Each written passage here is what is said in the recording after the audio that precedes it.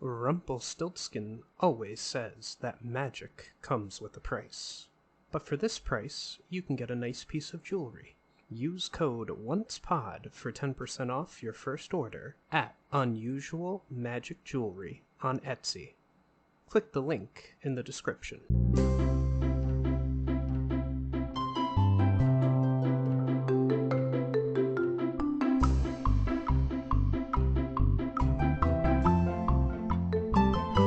Hello, and welcome to the Once Again podcast. We are your hosts, Ashley and Jason. On today's episode, we will be discussing Once Upon a Time, Season 1, Episode 22, A Land Without Magic. This episode is written by Edward Kitsis and Adam Horowitz, and directed by Dean White. It premiered May 13th, 2012, and had a viewership of 9.66 million. A brief synopsis: Emma and Regina are forced to work together in order to save Henry's life, while flashbacks show Charming's mission to save Snow's wife after escaping from the evil queen. I have a little bit of trivia before we dive into it. The title of this episode was announced by Adam Horowitz via his Twitter account on March 20th, 2012. And there's also an audio commentary for this episode on the Blu-ray, and it featured co-creators and executive producers Edward Kitsis and Adam Horowitz, as well as actor Jennifer Morrison. And we begin with the title card, which is a cloud of magic, possibly the curse cast by Regina, or possibly another one. And this title card is unique because it was the first title card not to be accompanied by the opening music. And there's also a cold open scene that takes place before the title card. Yeah, it's delayed. Oh, we do get that a bit more in later seasons. So with the delayed title card. So yeah, it was just the first one here. So in the opening scene, in the Enchanted Forest, Prince Charming is trying to break out of his cell in the dungeon of the Evil Queen's palace. A pair of guards arrive to escort him to his execution. However, he manages to escape while being moved with the help from another guard. This guard is revealed to be the huntsman, who guides Prince Charming out of the castle and gives him his sword and some supplies. And I wrote in my notes, "Yay, surprise Jamie Dornan." It is a nice surprise. Yeah, I'd forgotten that he pops up here. Although they did shoot this scene evidently before the Heart is a Lonely Hunter episode. So it was like he didn't actually come back. It was just this scene that they shot before he left the show. And I also wrote, so he finally learned how to properly wear the armor. That he did. And in the audio commentary, Adam and Edward said that this is the first time the show had a cold open, referring to this scene, and possibly the best surprise reveal, referring to the Huntsman reveal. It's a pretty good reveal. Yeah, I also learned in the audio commentary that they recorded it after season 1 had aired, but before they started shooting season 2, because Jennifer Morrison asks them some questions about what's going to happen, and they said, well, when we're done writing the script, you'll know. So I do have one thing to say, is that the reason he helps Charming is he says he gave up his heart to spare Snow, and don't let that sacrifice be in vain. Yeah, you're right. It's very true. Which I think is a very important statement for him. Yeah, you're right. But yeah, it's a great little cameo to see him again, and the scene works perfectly, having him be the one to rescue Charming and everything. So he's not only saved Snow, but now he saved Charming. No wonder Emma's kiss woke him up and they had some sort of tie together. In Storybrooke, Sheriff Emma Swan rushes to the hospital with Henry Mills. Dr. Whale asks what happened, and Emma shows him the apple turnover that Henry has eaten. Emma believes that it was poison, but Dr. Whale dismisses this theory, saying Henry shows no visible signs of poisoning. Emma is distraught and demands an answer, but Dr. Whale doesn't have one for her. As Emma dumps open Henry's bag and sees his book, Dr. Whale says it's almost as if Henry has been struck by magic. Starting to believe, Emma picks up the book, and the book flashes red, She witnesses a montage of events which occurred when she was a baby in the Enchanted Forest. Mayor Regina Mills arrives and Emma attacks her. She drags her into a storage closet where she furiously accuses Gina of poisoning Henry. Distressed, Regina admits to the truth and Emma is further shocked. Regina adds that magic in this world is unpredictable and Emma questions what they should do. Regina says that they need help from the only other person who knows about magic. Emma alludes to Mr. Gold, and Regina responds that he is better known as Rumpelstiltskin. So my only thought here is when Regina thinks that magic is unpredictable here, when she says that Emma was supposed to put Emma to sleep, and Emma goes, well, what's it going to do to Henry? And then that it's unpredictable here. What made her think it was actually going to put Emma to sleep as well and not kill Emma if magic is so unpredictable? I think she didn't care what happened to Emma. Yeah, but if it broke the curse, she'd still have a problem. So she didn't want Emma dead, is my point. Like, she wanted Emma asleep so that the curse wouldn't be broken, because Emma would be neither dead nor alive. Yeah, you're right. So if magic is that unpredictable that we're thinking it would kill Henry, why would we assume it wouldn't have done the same thing to Emma? Yeah. I don't know. That's a good question. I have a few notes for this scene here. My first was, where's the security at the hospital? Emma dragged Regina into that closet and no one did anything about it. Behind the scenes during the filming of the brief fight between Emma and Regina, both Jennifer Morrison and Lana Priya suffered bruises from the way they slammed each other into the walls. In the audio commentary, Edward Kissis said, I think we all can say that we loved having you back in the red leather jacket. And Jennifer Morrison said that infamous red jacket. The jacket. Yes. They also revealed in the audio commentary that Jennifer Morrison helped David Anders, who plays Dr. Whale, with his performance while examining Henry. He was using his thumb to take Henry's pulse, but she, having played a doctor on House, knew that you can't use your thumb to take someone else's pulse because your own pulse beat goes through your thumb. And finally, in the audio commentary, Jennifer Morrison said, Emma realizes that it wouldn't benefit her to hurt Regina because she's the only person who can help Henry right now. I mean, that is true, even if Regina kind of can't do anything because there's no magic. Right. So, back in the Enchanted Forest, the evil queen paces back and forth as the huntsman enters. She questions why the huntsman let Prince Charming escape, and the huntsman says he will find him. At the queen's request, the magic mirror shows Prince Charming running through the forest, and the queen magically transports him to the infinite forest. While running, Charming meets Rumpelstiltskin, who informs him of where he is and that the forest is inescapable. However, he offers to help. Rumpelstiltskin enchants Prince Charming's mother's ring so that it'll glow bright as he gets closer to Snow White. Prince Charming refuses to make a deal and attempts to fight Rumpelstiltskin for the ring, but Rumpelstiltskin is able to heal himself and easily overpowers the prince. Rumpelstiltskin says he wants Prince Charming and Snow White to be together and that he will help him find her on one condition.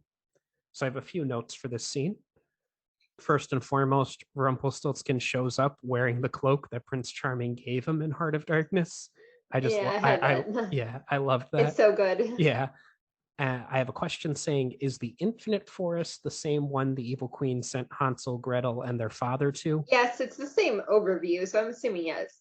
How many infinite forests can there be, Jason? Please. Well, it's One. infinite. It's infinite. I don't know. Charming was able to cut Rumpelstiltskin's face with the sword. In later seasons, we see that he is completely immune to harm while he's the Dark One. I just thought that was interesting. And then in the audio commentary, Edward Kissis said, I love the intensity of this episode and the parallel between you, referring to Emma Swan, and your father, referring to Prince Charming. Episode 21 was a parallel between Emma and Snow White, like who was going to eat the apple. And also in the audio commentary, Edward said the fight scene was very intense. Robert and Josh really went at it, and that Josh Dallas, that is, was lucky to have hands afterwards. that he has pictures of what his hands looked like, and it looked like a truck ran over them because I guess like they had hit each other's swords off of their hands like accidentally in the fight Yeah. scene. But like they I think they said they did about 20 takes of this fight scene, and like their hands just really got, especially Josh Dallas's hands really got messed up from the sword fight. That's wild. Yeah. Oh my Well, god. it's the season finale. You're giving it all you can for it. Yeah. Well, you want to get it. You want the series to be renewed. That's That's what right. this is right here. In Storybrooke, David meets Mary Margaret by her car and apologizes for not believing in her, explaining that he doesn't understand why he doesn't make the right choices. David says he feels love for her and reveals that he is leaving Storybrooke to go to Boston unless she can give him a reason not to. Mary Margaret, still hurt, cannot give him a reason and gets into her car.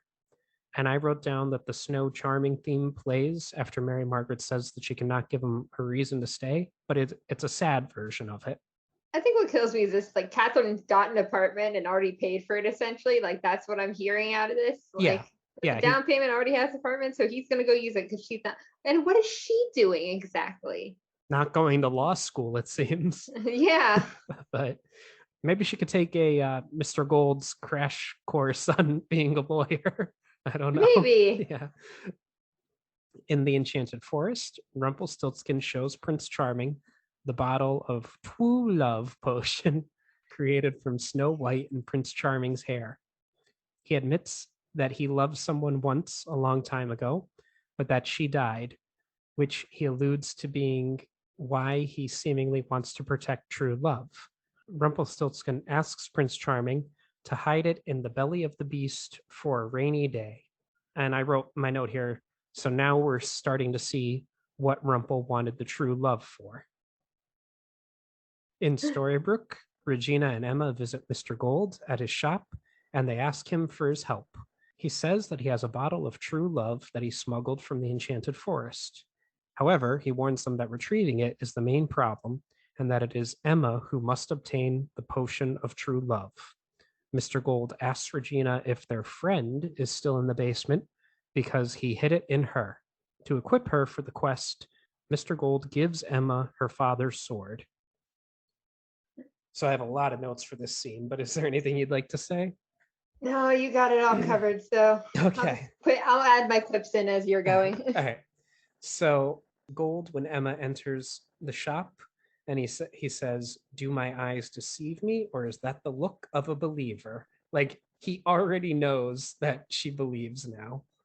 He knew it was coming. And I mean, your next note is about, like, how does he Yeah. already know about Henry? Probably because, like, Dr. Whale called him. Give me a break. So, like, It could be, but I was just like, how does he already know about Henry as well? he knows everything. Yeah. Rumpel said that he placed a single drop of true love on the dark curse, and that's why Emma can break the curse. Gold saying that he saved it for a rainy day, and Emma saying, "Well, it's storming like a bitch. Where is it?" I don't know why, like, they think he would actually, like, I get that right now. They're like, we're going to trust Gold. He's going to give us the potion. Like, but why would he do that? Why would he save it for this moment to give to you? Yeah, I don't know. But again, they have no other options, so they got to go with it.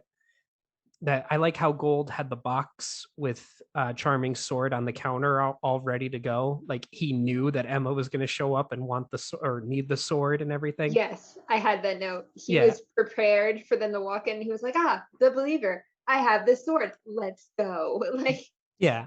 Regina called Mr. Gold an imp, an allusion to the original Rumpelstiltskin tale. There were some prop notes. The case that Mr. Gold opens to reveal Prince Charming's sword to Emma and Regina was a guitar case that the show's property master, Bill Bird, had owned. It was actually his idea to use the case as an in-show prop for storing the sword. And in the audio commentary, Jennifer Morrison said, "I try to stay focused on Emma. She is fully driven by what she wants at the moment. She wants to save Henry no matter what. So that is why she is ready to believe everything that Gold tells her. And receiving her father's sword was a huge moment because she wanted to have something from her father her whole life. Before retrieving the potion, Emma visits Henry, who is now in a coma. Emma apologizes to him for not believing. As she goes, she leaves the book with him for when he wakes up, and Regina walks in to say something. She cries and tells Henry she is sorry. Jefferson appears in the room, but Regina tells him now is not a good time. Regina says that the deal was not completed as Emma did not eat the apple.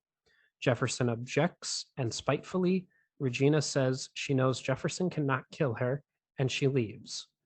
Emma visits August, seeking help, but she discovers him in his bed, slowly turning back to wood. August is happy that Emma finally believes. Emma tells him that she cannot save everyone without his help, but he believes that she can save Henry. August's transformation back to wood completes as Emma looks on helplessly. So I have my first note here is Emma saying, "I can't do this, August. No normal person could." And August saying to her, "Luckily, you're not normal." I mean, he's right. Yeah. And then I have two notes from the audio commentary. The first one is Jennifer Morrison saying, "In this episode, Emma is like Bambi at the beginning of the movie. It is like she has just been born and is trying to get her legs under her." And Edward Kissis said that he loves this scene because you, referring to Jennifer Morrison, go from looking like you can't do this to realizing that you have no other choice. Like she gives this look after August turns to wood. She has her head down and she's sad, and then boom, she's ready to go. That's how Emma always is, like Mhm. through every season. Mhm. My only thing I want to say is, in the book, Emma does call Mary Margaret a whole bunch. Like Oh, you see it more on Mary Margaret's end, but so she does call Mary Margaret a whole bunch, which is why Mary Margaret ends up at the hospital later on, because Emma just frantically calls like, "Henry, stuff happens, hospital," like nothing does she call? coherent. So she calls her before she believes in all this? Like she doesn't call her up and be like, "Mom, I need your No, help." she calls like before, Okay. All but right. That makes like sense. it comes up later in the I see. chapter. So, I but see. yeah, Well, it that's does interesting. happen. Yeah. And that makes sense why Mary Margaret was there.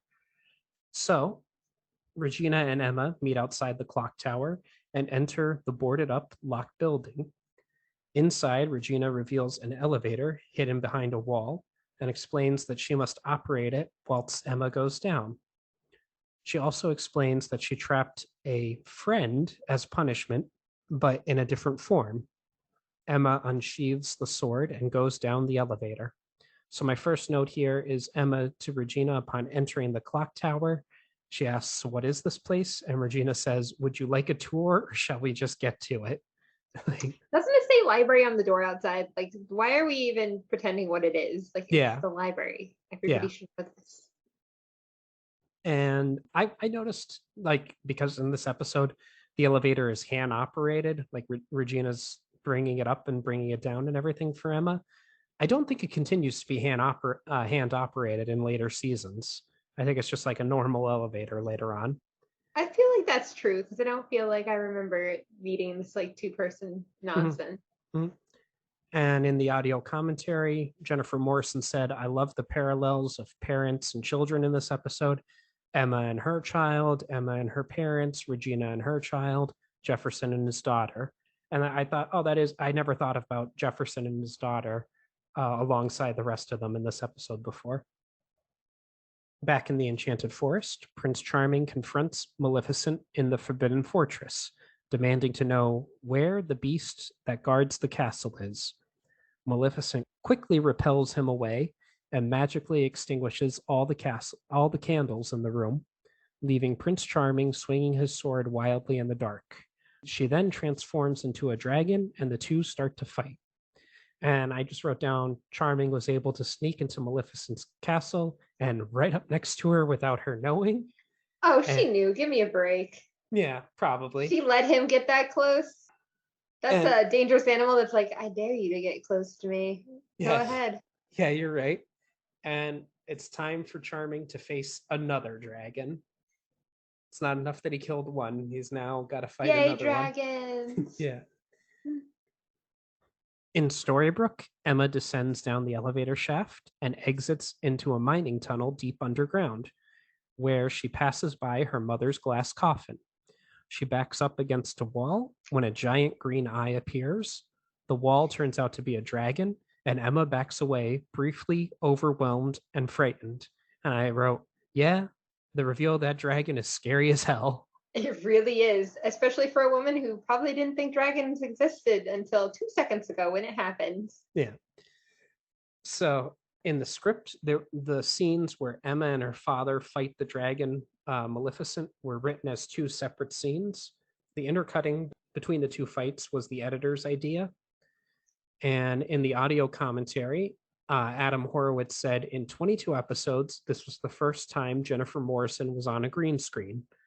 And she said, I was lucky because there were a lot of practical things on the green screen. The coffin, the rocks, they were actual practical things that she could interact with. Also in the audio commentary, when looking at the dragon, Adam Horowitz said that Zoic Studios does the special effects for Once Upon a Time. And I have a list here of other shows and movies that Zoic Studios does the special effects for.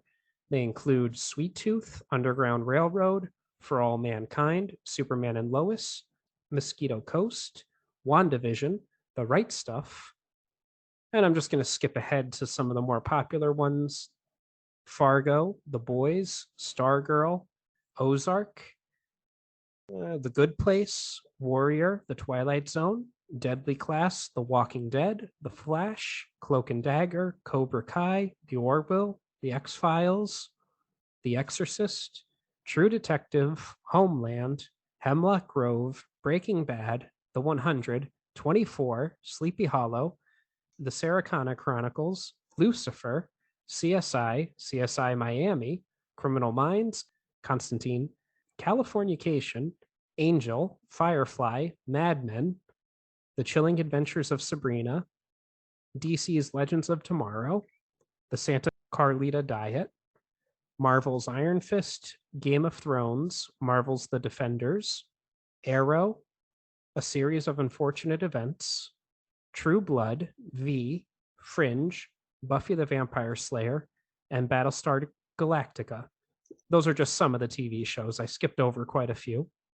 They've also done films such as Crouching Tiger, Hidden Dragon, Avengers Age of Ultron, Big Eyes, Hot Tub Time Machine 2, Keeping Up with the Joneses, District 9, Zombieland, Spider-Man 2, The Day After Tomorrow, Van Helsing, Fast and Furious, Red, and Limitless. So basically, if you've ever seen a TV show, they've done the special effects for them at some point. Pretty much like Yeah. all the big TV shows, and then like literally so many more. Yeah, I skipped over quite a few. This scene's kind of, we're going to be cutting back and forth between the Enchanted Forest and Storybrooke, but in the Enchanted Forest, Prince Charming looks for a way to get the dragon to eat the egg. Charming jumps onto the dragon's back and implants the dragon egg in her before jumping out a window into the lake far below. And it appeared to me that Charming shoved the egg in the dragon's gills, I guess. Yeah, that's what I was kind of like, gill-like thing. I don't think it really is gills, but like a back I guess flap. I guess it makes sense because a dragon would need to have some way to breathe while having fire come out. Like it couldn't, like it makes sense that there would be something there. And plus, like in some pop culture, dragons like can swim underwater and everything like that. So it makes sense for it to have gills. While in Storybrooke, Emma casts the sword aside and draws her gun, shooting the dragon with no effect. The dragon slips down into a chasm, and Emma thinks that she is gone, but she reappears. We cut to Mary Margaret, and she is reading the storybook to Henry as he lies comatose in the hospital. She sadly explains to him why she gave him the book to help him understand that life doesn't always have a happy ending. Henry's heart rate starts to fall, and doctors rush into the ward. A panicking Mary Margaret is escorted from the room. Amid the rush, a man revealed to be Jefferson walks into a secured door leading to a cell where Belle is confined. After drugging the nurse on duty and releasing Belle, he instructs her to find Mr. Gold and tell him about how Regina locked her up. So my first note here is, how did Jefferson know about Belle? That was my question. Okay. How is it possible that he knew about her? Like, I don't like. Yeah, he was spying from his mansion. Was he also just wandering through town on occasion and just noticed that Regina goes there a lot and My snuck in there at some point and deduced what was going on? Like, my guess would how does he be know who Belle is? that I don't have a problem with so much, because I'm guessing, like, for 28 years he's been awake, like, and he's been in his mansion. So my guess is, I don't know how he would know about Belle. I don't know. I was just thinking, like, maybe he knew that Regina had Belle locked away in the Enchanted Forest, like that she wasn't actually dead, like she told Rumpel. Yeah. And in that 28 years that he's been awake, he just he finally figured out where she has Belle locked away here, possibly. But I mean, the question is how would he even know who Belle is, like, in relation to Rumpel? Like, Yeah, that's not a, like, everybody knows who Belle is. yeah, that he felt that the beast Rumpelstiltskin fell in love with this girl and everything. Yeah, so I'm not quite sure why he would know that information, like, Yeah, know that it would be important to Rumpel, that Rumpel would be mad at Regina enough to do Jefferson's dirty work for him, essentially. yeah, because in the timeline of this, like, even if people know that Belle went to work for Rumpelstiltskin, she was never seen again. Like, it's like, oh, he killed her or whatever. Because Yeah, even, for most of them, they have to assume that Belle yeah, just never came back. yeah, Gaston shows up at Rumpelstiltskin's castle to get Belle back, and he's never seen again. Like, it's like, that I assume most people would just think that Rumpel killed her or whatever. But maybe we never see this, but maybe Jefferson, when he was trapped in Wonderland, got close with the Queen of Hearts, and she showed him what was going on in the Enchanted Forest. That could be it. That's all I can really, because otherwise his information makes no sense. Yeah. Like, you really had to suspend disbelief that, like, he just knows things for no Yeah. reason. Yeah. When Jefferson goes to release Belle, the door next to her reads S. Glass, referring to Sidney Glass. So he's locked up in there too. There is a continuity error. When Jefferson releases Belle from her cell, his neck scar from the side and back is missing.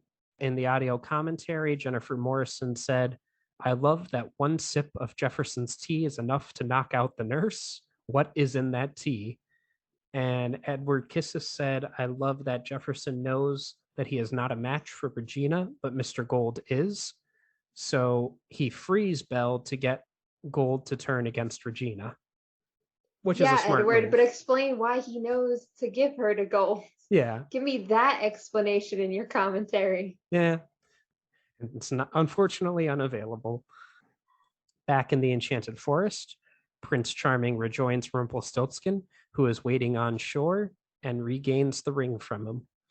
He declares that the ring will find Snow White.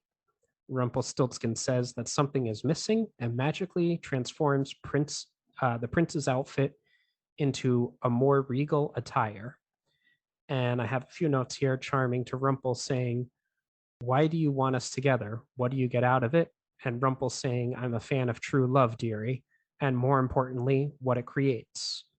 Emma. Yeah. And so Rumpel is responsible for the fantastic costume that Josh Dallas got to wear here. And in the audio commentary, Edward Kissis said, I love that Rumpel still has a flair for the dramatic touch. And Jennifer Morrison said, I love that he gave Charming that red jacket. And Edward said, and Bobby, referring to Robert Carlyle, said to me that he thought Charming is the man Rumpelstiltskin wants to be. He's handsome, brave, and people love him.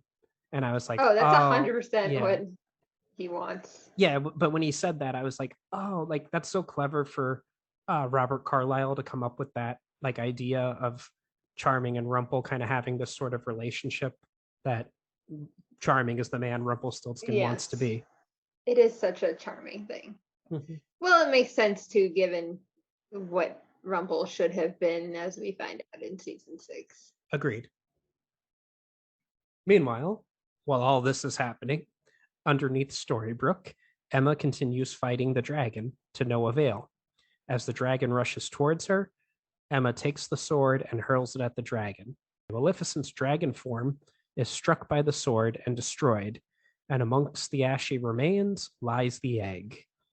And here, Emma throwing the sword over her head at Maleficent is reminiscent of a scene in Pilot where Prince Charming throws the sword in a similar fashion at the evil queen when she interrupts his wedding to Snow White. Furthermore, Emma shouting "Hey" to the dragon before she attacks, just like her father did, was Jennifer Morrison's idea. In addition to that, Emma throwing the sword at Maleficent's heart to kill her mirrors the scene where Prince Philip kills the dragon in the same way in the Disney animated film Sleeping Beauty. And finally, in the audio commentary, Jennifer Morrison said, "So is Maleficent dead? Because I love her." And Adam and Edward said, "Well, we'll just have to wait for season 2 and see." And this is where I learned. So the audio commentary was recorded after season 1 ended, but before season 2 began. In the Enchanted Forest, Prince Charming gallops on horseback through the forest, down a path, and comes across Snow White's glass coffin, surrounded by dwarves who are mourning her loss. They tell Charming that he is too late. He begs the dwarves to open the coffin, and they do. Charming gives Snow White one farewell kiss, and magically she awakens, and they are reunited. They reuse some old footage from Pilot, and also shot some new footage here as well. Later, Prince Charming and Snow White are walking along a beach overlooking King George's castle. Snow White asks Charming how he found her, and he shows her the enchanted ring. Prince Charming proposes to Snow White, and she joyfully accepts. Snow mentions that Charming's father and her stepmother are still a problem, and Snow White suggests they take back the kingdom. When Charming asks how they will do it, she says that they will do it together. And I wrote down the line Charming to Snow, "Will you marry me?" And Snow White saying, "What do you think?" So she didn't actually accept. Not even a yes. Yeah, no. And in the audio commentary, Edward Kissis said, "In Pilot, we opened with Snow waking up and then cut to the wedding. But now we realize that there were months in between those events." And Adam Horowitz said, "Yeah, months filled with stories." And I said, "Yeah, we know." I mean, I don't know why they would think we thought that happened like instantaneously. Like, of course there was time in between. Yeah, I more so am from the perspective of, from having watched the series, we know that they like to go back and fill in a lot of what happened in between, sometimes unnecessarily. Yep. But Stories we don't need. yeah. In Storybrooke, David begins to drive out of Storybrooke forever. Emma is on her way when the elevator stops and Mr. Gold appears. He tells her that Regina meant to trap her and has sabotaged the elevator, so she must throw the egg to him. He takes the egg from Emma and promises her that the boy will be fine. He departs, leaving Emma in the elevator. As she climbs out of the shaft, she discovers that Regina, tied to a chair and gagged. Regina is freed and declares that Mr. Gold tricked them into retrieving the egg for him. Suddenly, both women's cell phones begin to ring. Emma answers her and announces that it is the hospital. The two rush to the hospital, but are confronted with the news that Henry has died. Both women are visibly distraught as Emma enters the ICU. So I have a couple notes here. The way the doctors tell Emma that she is too late to save Henry is the same way the dwarves tell Charming he is too late to save Snow White, right before he wakes her with a kiss. Yeah. And in the audio commentary, Edward Kissis said, "I love seeing the scene of Josh getting in the truck to leave. It shows how powerful the curse is. He's all alone, leaving town, and looks at the clock tower. And he doesn't even know that his daughter is inside the clock tower fighting to break the curse." And Adam Horowitz said, "Henry's death scene is one of the best scenes for me. We can just have the camera on you guys, and there is no dialogue, but we get the full story." Yeah, I do have one note here. There's a bit of a difference in the book, and I actually like the way the book does it more. So instead of Mr. Gold having tied up Regina, Regina actually just leaves to go check on Henry at the hospital, which is what I thought happened originally. Like, before we learn that it's Mr. Gold that ties her up, it's what you should think right away is that Regina ran to go check on Henry. Yeah. Yeah, that's a much better idea, in my And opinion. honestly, it makes so much more sense. Like, because I'd much more believe that like Mr. Gold showed up to just check in and like, oh, well, conveniently Regina's gone, so I don't have to tie her up. Yeah, exactly. And two, she doesn't know how long Emma's going to be down there for fighting Maleficent. Yeah. So she would want to know And they're how both getting Henry's. phone calls about Henry, Yeah, right? They're yeah, both getting them. So it makes sense that she ran off without Emma. yeah. Also, I can't see Mr. Gold like showing up and her and Rumple and like Regina and Rumple getting into it and Mr. Gold's coming out on top that he has her tied. Like either Regina's going to be completely knocked out or the fight has already been taken outside. Like, But listen, or they're still fighting. I don't think the fight's going to happen in like 5 seconds. in Mr. Gold's defense, we've seen him beat up Mo French with that cane.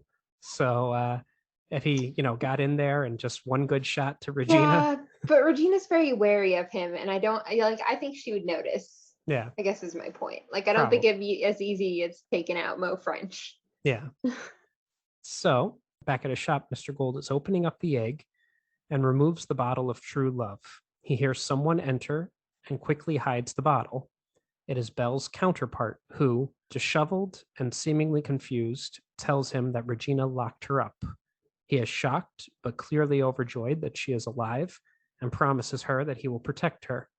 Confused, she asks if she knows him, and he replies that she will. And I have in my notes here the look on Gold's face when he sees Belle, like True love, it, true love. but it's just everything. These two always get to me. And in the audio commentary, Edward Kissis said the way that Emily, referring to Emily the Raven, who plays Belle, played this scene is great. She played it broken, that the queen locked her away for 28 years and broke her. And I agree. Yeah. Back at the hospital, Regina looks at Henry's lifeless body and breaks down crying on Dr. Whale's shoulder, which Dr. Whale's got to be like, all right. we know Probably. we know what Dr. Whale's always after. That's all he thinks about. He's like, oh, come here, Regina, on my big strong shoulder. I'll be here for you. Wait, Graham's dead, right? Okay, yeah, come here, Regina. And David rejected you. Okay, then I'm next. Like, I'm the next most important male in this town. yeah, yeah. You're repulsed by Gold. David rejected you. Graham's dead. Here I am. Like, Emma, still shocked. I'm just thinking he's going to go volunteer at that animal shelter now. Emma, yeah, we gotta get through this. Emma, still shocked, slowly approaches Henry's body, silently weeping, and says she loves him. She bends over and kisses him gently on the forehead. As her tears fall on Henry, a wave of magical light radiates out of them, similar to what occurred with Snow when she was kissed by Prince Charming. Henry then wakes up, much to the amazement of those gathered. The wave of magic spreads throughout Storybrooke, affecting Mary Margaret, Ruby, and her granny, Archie Hopper, and David, who stops his truck before hitting the city limits. Henry tells Emma that she has broken the curse, much to Regina's dismay. Everyone in the room looks at Regina, and Mother Superior advises Her Majesty to hide. Before she leaves, Regina tells Henry that she really does love him. David returns to Storybrooke, and he and Mary Margaret call out to each other on the street by their true names of Snow and Charming. The two then kiss. So I have a few notes for this scene. Many fans were on set for the filming of Snow White and Prince Charming's reunion after the curse is broken. Since the director did not want the fans to be aware the curse was broken, Jennifer Goodwin and Josh Dallas decided to say words which rhyme with Snow and Charming so they could dub over them in ADR. At the San Francisco Comic-Con, Josh Dallas stated that he shouted Joe, while Jennifer Goodwin said farming. So I don't know how that hides it very well. No, not very well at all. But I also have here Mary Margaret to David, you found me, and David saying, did you ever doubt I would? And they yeah, do always find each other. So cute. And in the audio commentary, Adam Kissis said, Adam Horowitz said, I love this scene. It is the first time Emma tells Henry that she loves him and she kisses him. How did you, referring to Jennifer Morrison, prepare for this scene? And Jennifer Morrison said, I just cried for about 8 hours that day. You and me both, Jen. You and me both. Yeah. I do remember the first time watching this, I was like, just kiss him. Just kiss him. I think I was yelling for Regina, dude. I was like, somebody just kiss him. It's true love. Why are we not trying this? Obviously, yeah. Like, and it will work, I promise you. So, meanwhile, while all this is occurring, an upset Regina is crying in Henry's bedroom onto his pillow. Mr. Gold and Belle are walking into the forest, where she abruptly tells him to wait, using his true name, Rumpelstiltskin. She says she remembers everything and that she loves him. Mr. Gold replies that he loves her too, but there will be plenty of time for that. The two of them hug and they continue to walk. They arrive at a wishing well. Mr. Gold drops the bottle of true love down into the waters, which can return that which was once lost. A purple mist begins to spew forth from the well. It quickly spreads out into the town. Everyone in Storybrooke takes notice as the mist begins to come to Storybrooke. When asked by Emma, Henry refers to it as something bad. Mr. Gold explains to Belle's counterpart that magic is coming to Storybrooke. She questions why he would want that, and he replies because magic is power.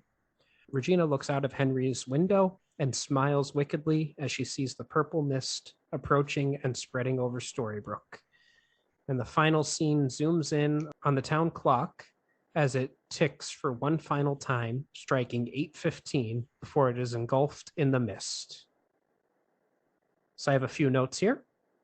The smoke that pours out of the well and sweeps through Storybrooke was originally going to be green to match the mist that consumed the enchanted forest in pilot. However, it was changed to purple to be more symbolic and magical. In the audio commentary, Jennifer Morrison said, this is Rumpel's biggest flaw. He thinks he can have it all. He can be the dark one and have Belle. And also, everyone keeps asking her what happened to August. And furthermore, in the audio commentary, when Regina smiles at the purple haze, Jennifer Morrison said, oh, I love that. And Edward Kissis said, yes, because all hope was lost for her, but now she'll have her magic back. It's such a good end, though. I agree with people going, what happened to August? It seems like kind of a thing that we just kind of ignored. Forget that August has been a very important character these last few episodes. What happened to August? That's something that's going to happen with a lot of characters between seasons going on. Especially season 1 and season 2, it's pretty much, you get whiplash a bit. I've already started watching some season 2. I know Jason hasn't, and I'm not going to get spoilery at all about it, but it's one of those where I'm like, I remember why people get annoyed by this show sometimes. Yeah. Right off the bat in season 2, I'm like, yeah, this is not what I want right now. Well, we'll cover that as it comes up. But do you have anything else you'd like to mention, or? No, I'm just, glad we're doing this.